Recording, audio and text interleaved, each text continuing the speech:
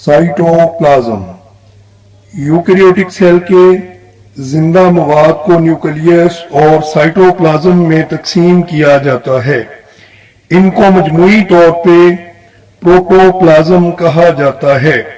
Cytoplasm protoplasm का ही हिस्सा है जो प्लाज्मा मेम्ब्रेन से न्यूक्लियर मेम्ब्रेन तक फैला होता है। बहुत सारे ऑर्गेनेलीज साइटोप्लाज्म के अंदर पाए जाते हैं। इसके अलावा इनसेलुबल वेस्ट और स्टोरेज प्रोडक्ट्स भी साइटोप्लाज्म में पाए जाते हैं। साइटोप्लाज्म का हल पजीर हिस्सा साइटोसोल कहलाता है। ये साइटोप्लाज्म का वो हिस्सा है जिसमें बाकी चीजें हल होती हैं। कीमियाई तौर पे भी ये 90% पानी पर मुश्तमिल होता है। इसमें सेल के तमाम फंडामेंटल मॉलिक्यूल्स पाए जाते हैं। ये मॉलिक्यूल्स दो सूरतों में हो सकते हैं, नॉन विस्कस कोलाइडल सॉल्यूशन और viscous colloidal solution. Non viscous colloidal solution liquid form में पाया जाता है, इसको सोल कहा जाता है, जबकि विस्कस कोलाइडल सॉल्यूशन को जेल कहा जाता है। ये सेमी सॉलिड होता है। सेल का पेरिफेरल पार्ट जेली की तरह का होता है। साइटोप्लाज्म के फंक्शन। साइटोप्लाज्म स्टोरेज हाउस है। बहुत से इंपॉर्टेंट कंपाउंड्स जैसा कि स्टार्च वगैरह इसमें स्टोर होते हैं।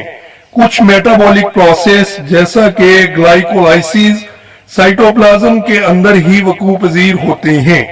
साइटोप्लाज्म के अंदर बहुत से ऑर्गेनेलीज मसलन माइटोकॉन्ड्रिया जो सेल के पावर हाउस कहलाते हैं, गोल्जी बॉडीज, एंडोप्लाज्मिक रेटिकुलम और लाइसोसोम्स वगैरह पाए जाते हैं। माइटोकॉन्ड्रिया सेल का पावर हाउस है। इसका काम सेल को एनर्जी मुहैया करना है।